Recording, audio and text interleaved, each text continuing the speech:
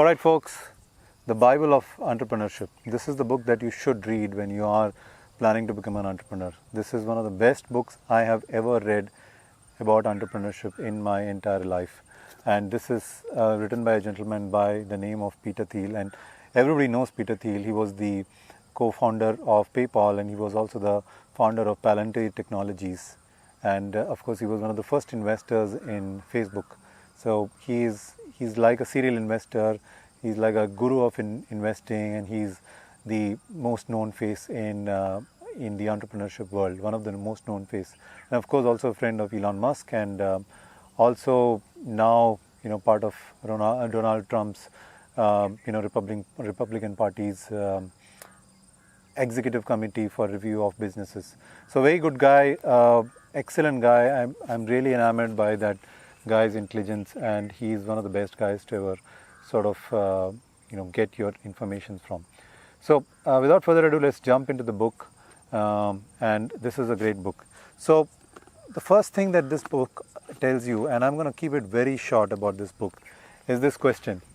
So the question that it's asking is, the first question that Peter Thiel says that he asks anybody is, what truth is there which nobody agrees with you? And this sort of really tells you about his view of life. He wants you to be a contrarian. He wants you to be a one who's questioning the status quo. And he starts by talking about his education, and he's of course one of the most distinguished personalities in terms of education. He's passed out from Stanford, and he went to a law firm, one of the most famous law firms in the US. And he always talks about all of us, we all aspire to be competing for the best. You compete to become the best doctor, the best engineer, the best of everything.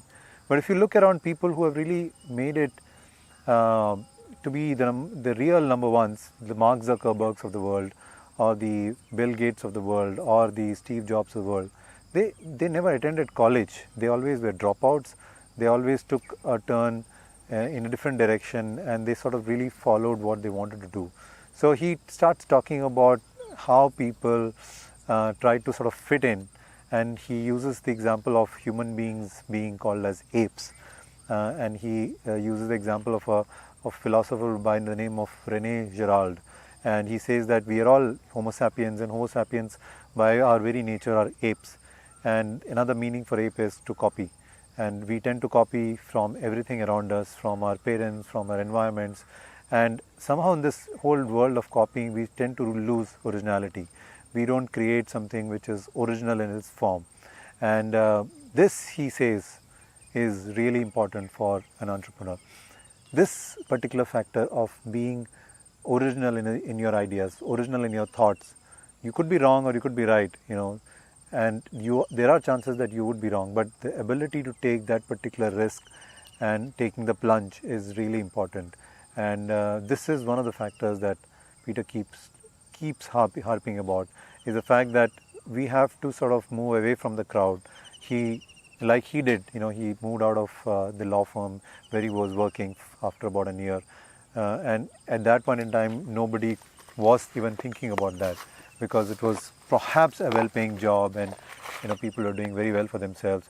So it's very hard for the ones who are really doing well for themselves to take a plunge out of the ordinary and take a step into a world of entrepreneurship or a completely unknown world. So the first step to being an entrepreneur is to be contrarian, is to go against the tide. And this is sort of really great advice. And if you look at any of the great leaders of the US, talk about Ben Franklin, or you talk about Thomas Jefferson, all of these gentlemen have sort of taken a very different turns in their lives, and that all turned out to be really well. So first thing he says, what truth does nobody agree with you? All right. Second thing, so that's 10x innovation. Now, this is very important, he says, and he says that most companies get into the business because that's the in thing to do. That's the wave that they're catching. And they tend to think that they will make money out of it. And some of them do make money out of it. When the dot-com boom came, a lot of people made money out of it. Right now, the cryptocurrency boom is going on, and a lot of people have invested money and a lot of resources into it. So, obviously they're expecting returns out of it, and that's one of the things that sort of entices all of us into business as well, to get asymmetric profits, to get asymmetric returns from what we could have imagined. But he says unless you have this innovation, which is 10x, which is almost unimaginable, you are not going to sort of last for a longer time, and you would probably be a flash in the pan. And he talks about how PayPal thought about digital transaction when the entire world was still talking about paper currency and they were still talking about checks. So in the world of eBay, the checks used to take more than 10 days for the receiver to get. So that was a problem, and PayPal solved it. And today PayPal is one of the most famous payment gateways in the world. And today we all talk about payment technology and payment gateways like it's a very normal thing. But back then it was a new thing. So he always talks about finding that niche in the market, finding something new in the market, which nobody is really looking at, and then doubling down on that, really focusing on that particular aspect of innovation, of technology, and giving it your go. And it requires you to start thinking about stuff which is happening. And a lot of us settle for far lesser than that. You see the trends which are happening around, and you feel that this is perhaps the trend that you should capture on. Like a lot of my friends caught on to the latest boom in .com, when they saw that this is with regards to India, when Uber came along and when Flipkart came along, they saw that there was the second boom which was coming through. And by the time they got into the boom already started waning. So most of the players are already into the game by the time you think about it. And you got to think about those areas where nobody is really getting into it, nobody is really talking about it. And he says that's really important for you to sort of double down on. So 10x innovation, very important for anybody. The next thing Peter Theil talks about is this guy, monopoly. Now, this is really important because most of us don't look at businesses as monopoly. We look at businesses as laissez-faire, and we talk about it being simply as perfect competition. And competition is good for the customers, and everybody talks about a lot of competition. But as a manufacturer or as a service provider, competition is not good for you, because competition tends to undercut your services. You will not be able to charge what you think you can charge the customers, and you soon will have to sort of look at scale, and scale might not be always that easy. So he says that you have to think about monopolizing your market. So he starts off with an example of how the restaurant business, which is completely democratized, completely standardized, there are a lot of players in the business, and if somebody wants to start a restaurant, that's not a great business to get into. Or somebody wants to become a movie star, that's not a great business to get into, because there are more than 20,000 movie aspiring stars who want to get into movie business. Likewise, in the restaurant business, there are so many restaurants around you. Look around. So you will just end up being one of them.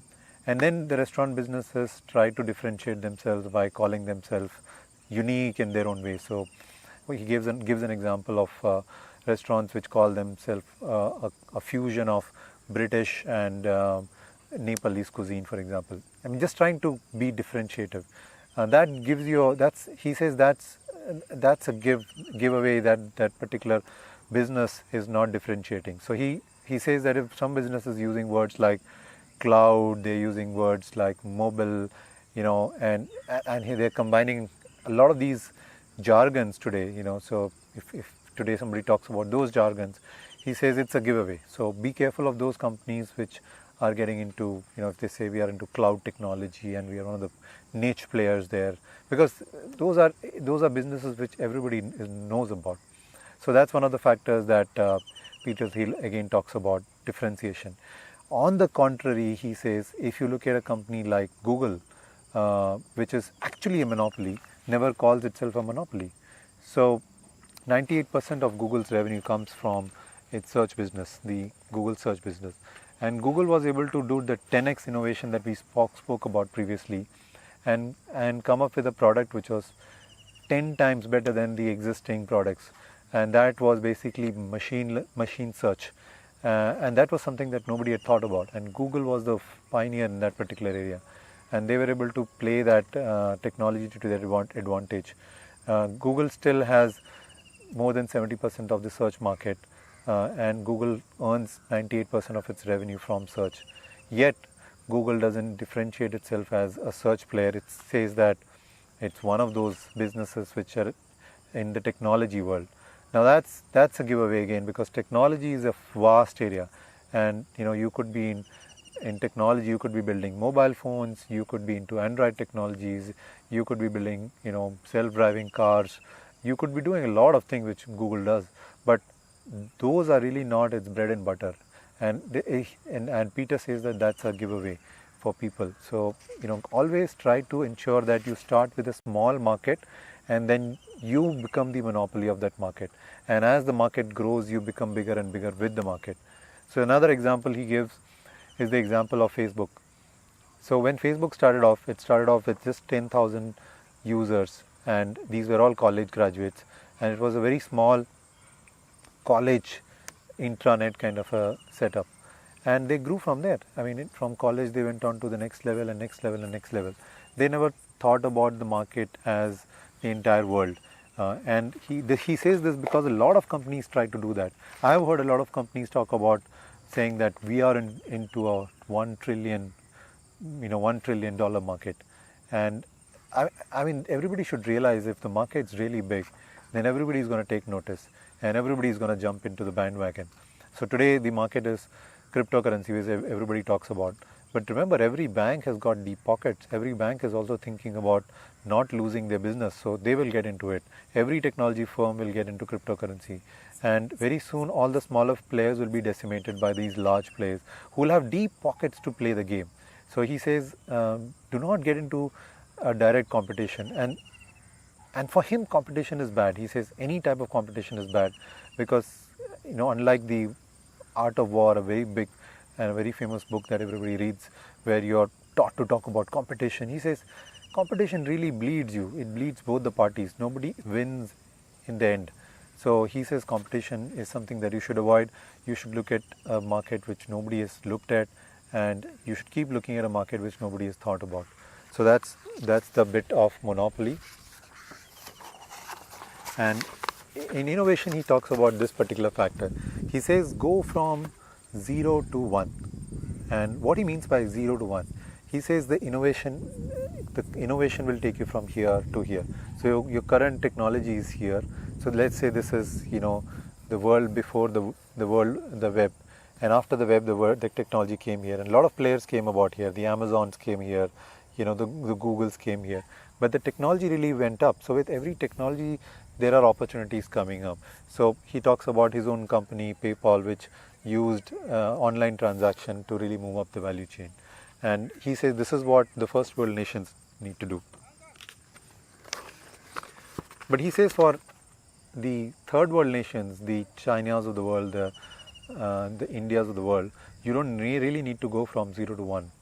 He says that all you need to do is you need to go from 1 to n. And here the journey is horizontal, and you got to be a copycat, and that's what's happening. If you look at India or if you look at China, they basically took the product which US created. So for example, Google was replicated as Baidu, and Facebook was replicated as Weibo, and Amazon was replicated as Alibaba.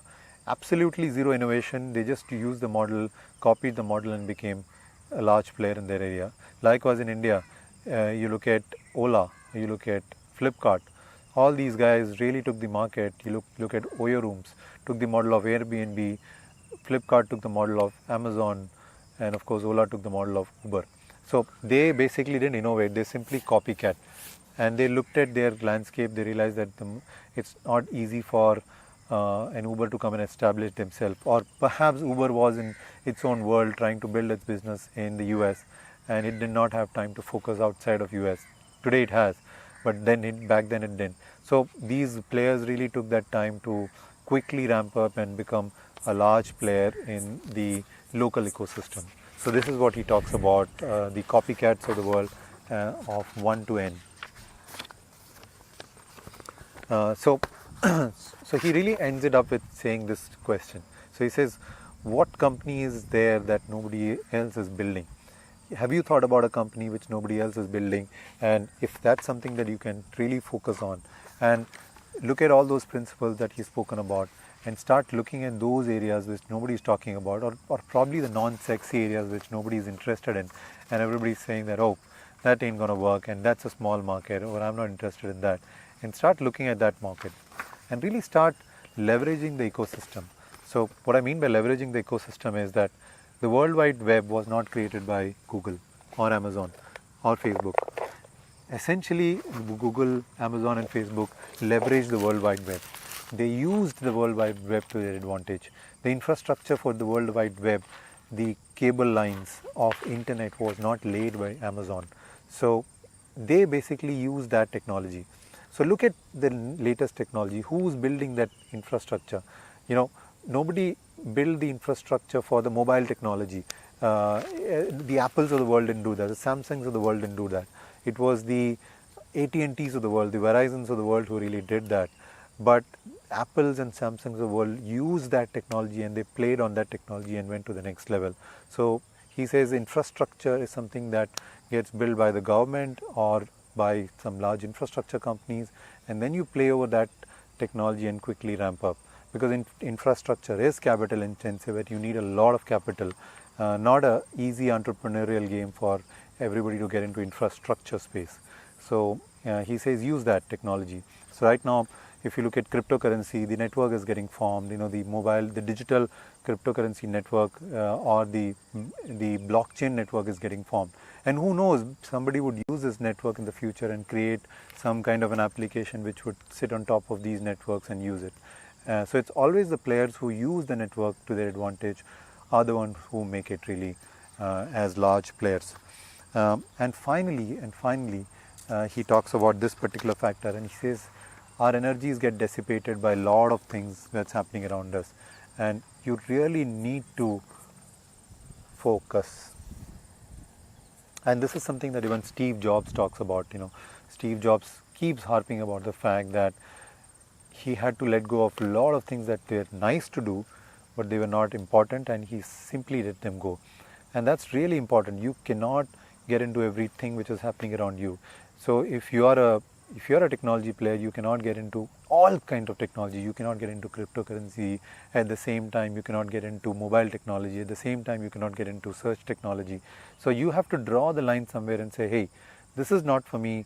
Maybe you'll miss the bus, maybe you'll not, who knows, but you got to focus really on your strengths, really, double down on that sharp focus that you can build in your technology, in your company, in yourself. I mean, I think this book also talks to me about myself. So it's a great self-help book too. So if you really want to excel in your life, try to focus on yourself and do one particular thing which you're really good at. Don't be a round, ball.